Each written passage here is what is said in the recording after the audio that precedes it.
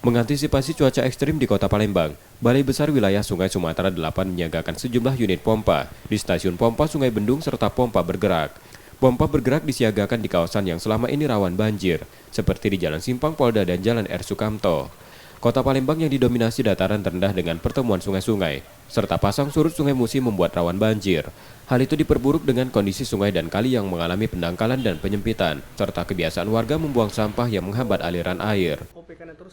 Nggak cuma masalah dari satu pihak saja, karena kondisi Kota Palembang ini juga berada di daerah pertemuan sungai-sungai dan juga masih terpengaruh pasang surut.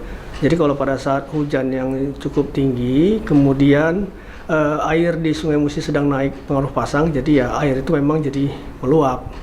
Ditambah juga memang kondisi-kondisi beberapa daerah sungai kita menyempit, kemudian kebiasaan masyarakat juga yang membuang sampah sembarangan di sungai sehingga menghambat aliran sungai. Jadi sudah kompleks sih masalah ini sebenarnya. Cuaca ekstrim di Sumatera Selatan diperkirakan masih berlangsung hingga beberapa pekan ke depan. Masyarakat diminta untuk waspada dan berhati-hati mengantisipasi terjadinya kerugian akibat banjir. M. Rizky Nurmizan, Kompas TV, Palembang, Sumatera Selatan.